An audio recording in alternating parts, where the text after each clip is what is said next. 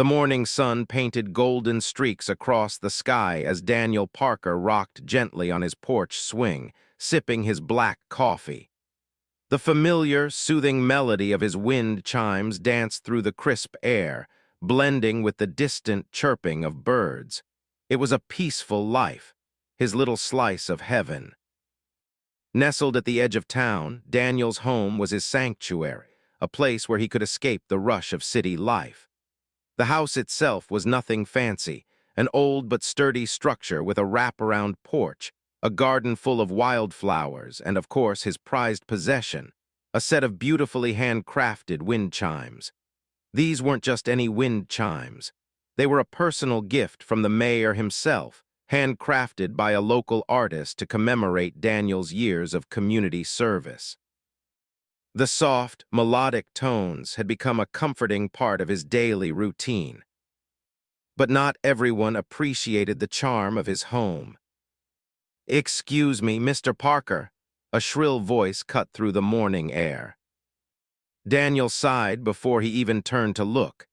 Standing at the edge of his porch, arms crossed, lips pursed, was Karen Thompson, the self-appointed queen of the HOA. With her perfectly manicured nails, oversized sunglasses, and clipboard clutched like a weapon, she was the embodiment of suburban tyranny. "Good morning, Karen," Daniel said, forcing a polite smile. "There's nothing good about it," she snapped, tapping her clipboard. "Those wind chimes of yours are a nuisance. I've received multiple complaints about their excessive noise. They violate HOA noise regulations." Daniel raised an eyebrow. "Noise regulations? Karen, they barely make a sound unless the wind blows, and last time I checked, a breeze isn't illegal." Karen huffed. "Don't get smart with me. This neighborhood has standards, and we simply can't have disruptive noises ruining the peace." Daniel bit back a laugh. The irony was almost too much. She was the one disturbing the peace right now. "Karen, I've had these chimes for years. No one ever complained before." "Well, they're complaining now," she declared. "You have 24 hours to remove them, or they will be confiscated." With that, she spun on her heel and marched away, leaving Daniel staring after her in disbelief. He shook his head, glancing back at his chimes as they swayed gently in the breeze. "Yeah, we'll see about that," he muttered. The rest of the day passed without incident, but Karen's ultimatum lingered in Daniel's mind like a bad aftertaste. He wasn't the kind of man to pick fights, but the idea of someone telling him what he could or couldn't hang on his own porch didn't sit right with him. More than that, those wind chimes weren't just decoration. They were a gift, a token of appreciation from the town's mayor himself. By evening, Daniel had almost convinced himself that Karen was just bluffing. Maybe she'd forget about it, or maybe she'd move on to harassing someone else about their mailbox color or the length of their grass. But when he woke up the next morning, his gut told him something was off. His suspicions were confirmed the moment he stepped outside. His wind chimes were gone. Daniel blinked, as if his eyes were playing tricks on him. He walked up to the porch beam where they had been hanging just the day before, now reduced to an empty hook swaying in the breeze. A slow, boiling anger built in his chest. Karen, she had actually done it.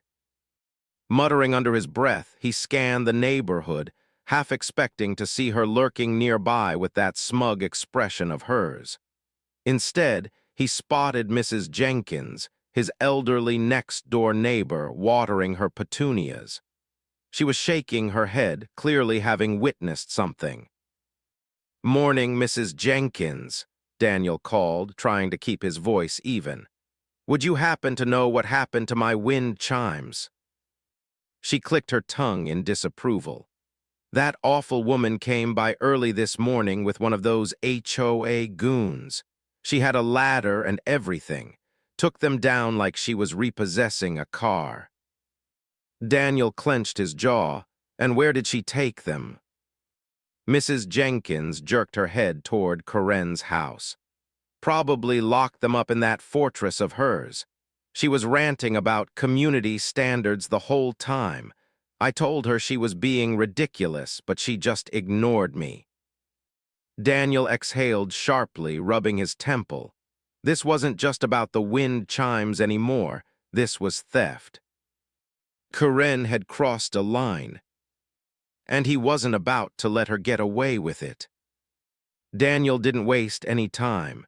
If Corinne thought she could just waltz onto his property and steal something that didn't belong to her, she had another thing coming.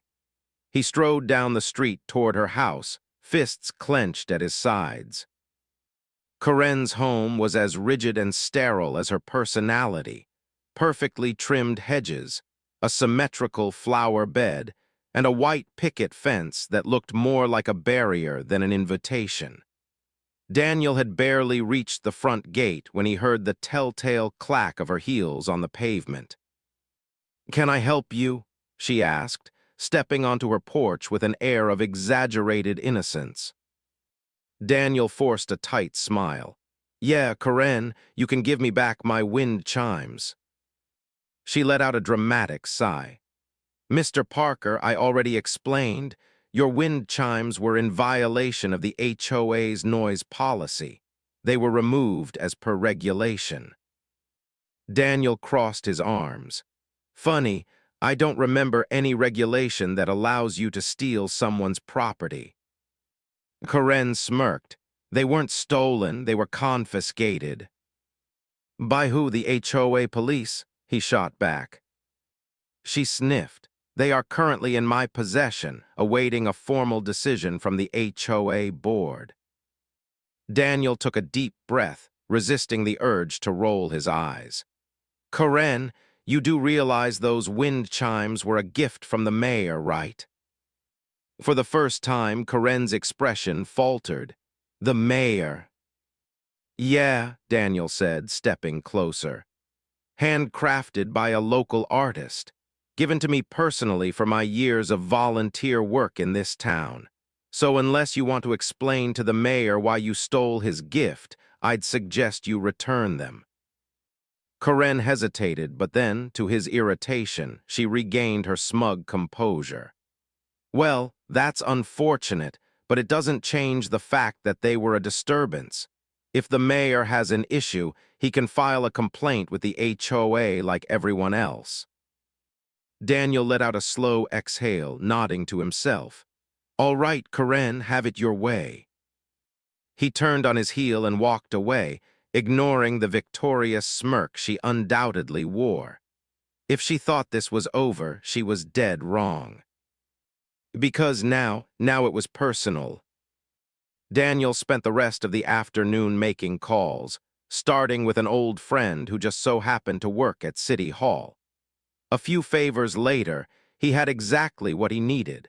Confirmation that his wind chimes were indeed a registered gift from the mayor himself. That meant Corinne hadn't just taken some random decoration. She had stolen something with official significance. Now it was time to turn the tables. But before executing his plan, Daniel decided to do a little reconnaissance.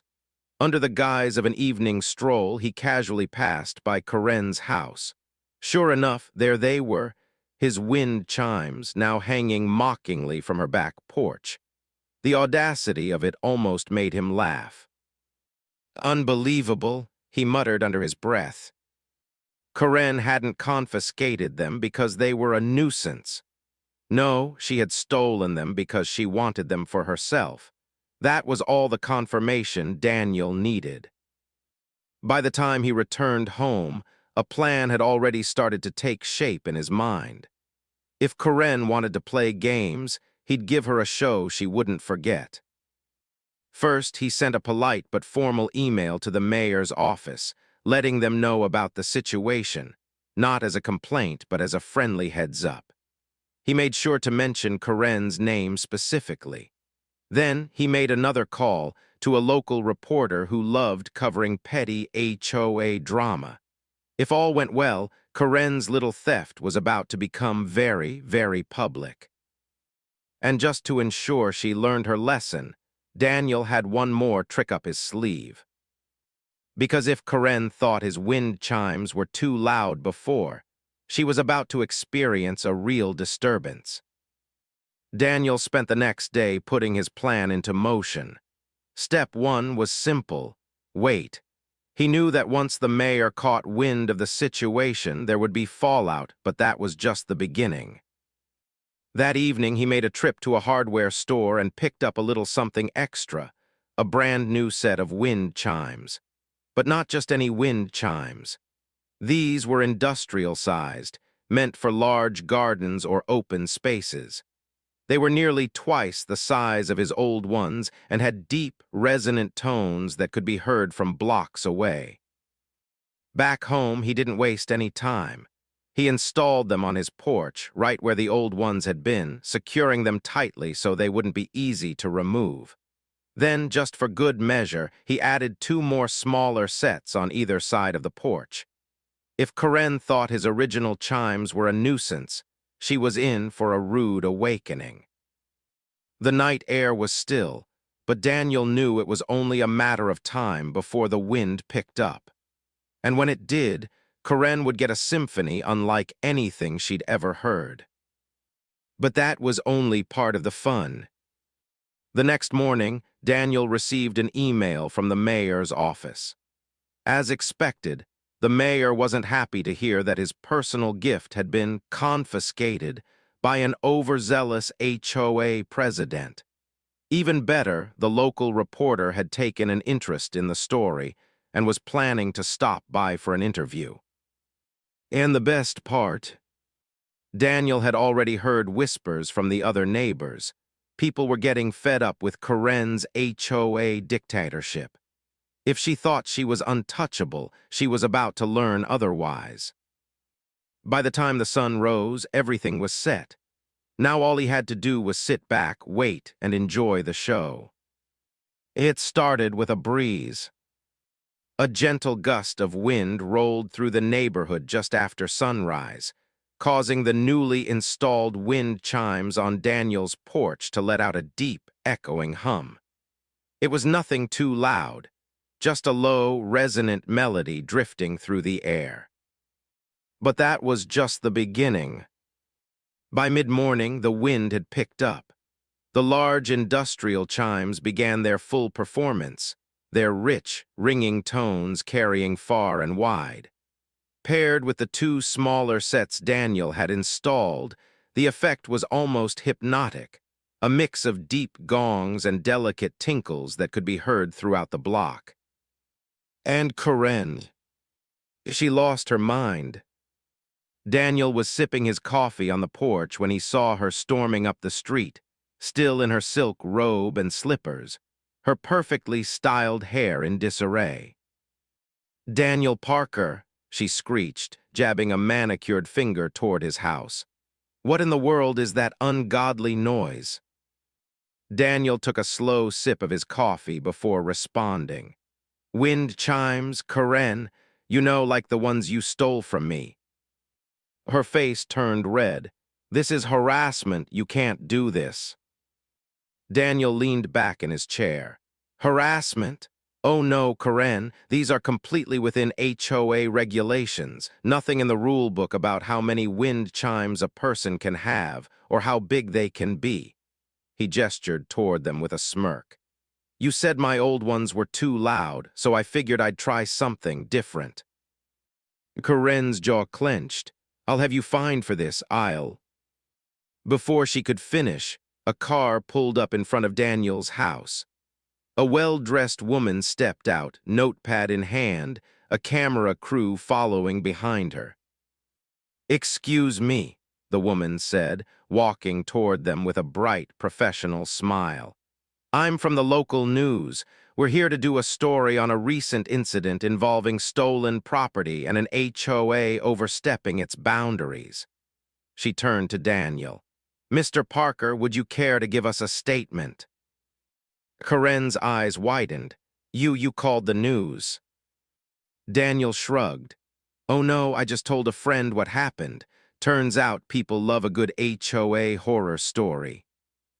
Karen opened her mouth, then closed it again, her expression shifting from rage to panic. Daniel could practically see the gears turning in her head. This was about to blow up in her face, and she knew it. And just when things couldn't get worse for her, a second car pulled up. This time, it was someone Karen absolutely didn't want to see. The mayor had arrived. Karen went pale the moment she saw the mayor step out of his car. Her usual smug confidence evaporated as he adjusted his suit jacket and strode toward them, his expression unreadable. "Karen," he said coolly, glancing at her before turning to Daniel. "Mr. Parker, I heard we have a bit of a situation here." Daniel smirked. "Seems that way, Mayor. Apparently my wind chimes were too loud for the HOA. So loud, in fact, that Karen here took it upon herself to, what was the word you used?" He turned to her, feigning thoughtfulness. "Oh, right, confiscate them." The mayor's gaze hardened as he looked at Karen. "Confiscated, did you?" Karen's mouth opened and closed like a fish gasping for air. I was only enforcing HOA regulations," she stammered. "The wind chimes were a noise disturbance." The mayor crossed his arms. "So you stole a personal gift I gave to Mr. Parker?" His voice was calm, but there was an unmistakable edge to it. Karen flinched. "It wasn't stealing, I was just—" The reporter took this moment to step in. "Mayor, can you clarify the significance of the wind chimes? Mr. Parker mentioned they were a gift from your office in recognition of his service to the community." The mayor nodded. "That's correct. Those wind chimes were handcrafted by a local artist and given to Mr. Parker as a token of appreciation for his years of volunteer work. The idea that they were confiscated by the HOA is not only ridiculous, it's completely unacceptable." Karen's face was now a deep shade of red. I didn't know they were a gift from you," she blurted, as if that somehow excused her actions. The mayor wasn't having it. "It doesn't matter who gave them to him. You had no right to take them. I'll be having a word with the HOA board about this." Karen swallowed hard.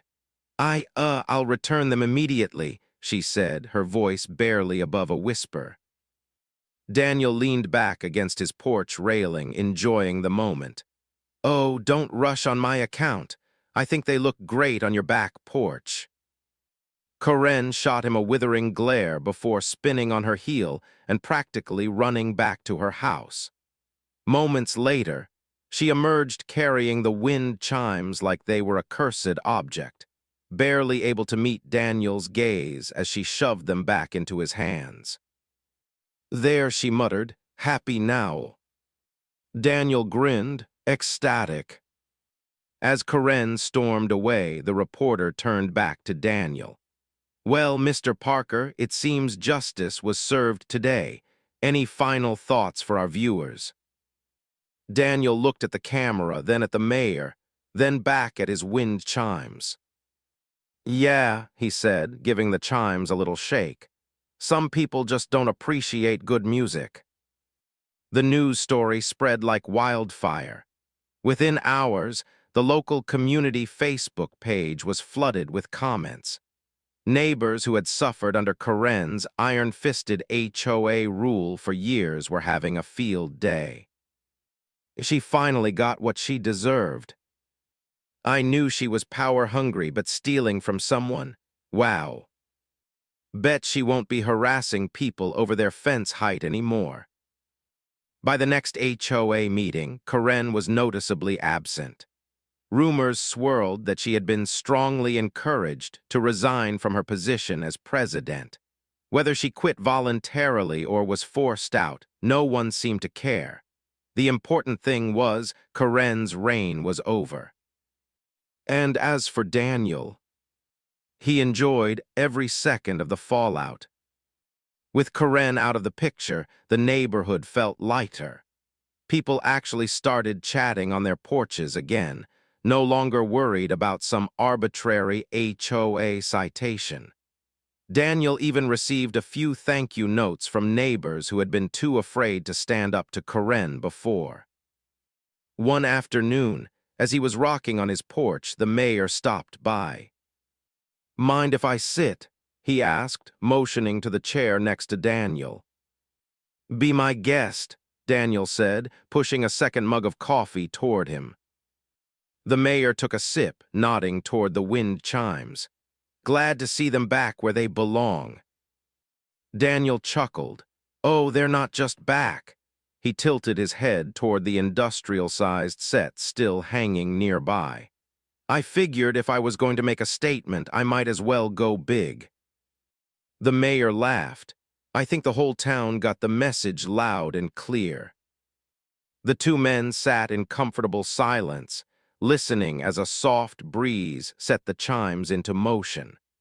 The familiar, soothing melody filled the air, a sound Daniel had come to cherish even more after everything that had happened. And the best part, not a single person complained.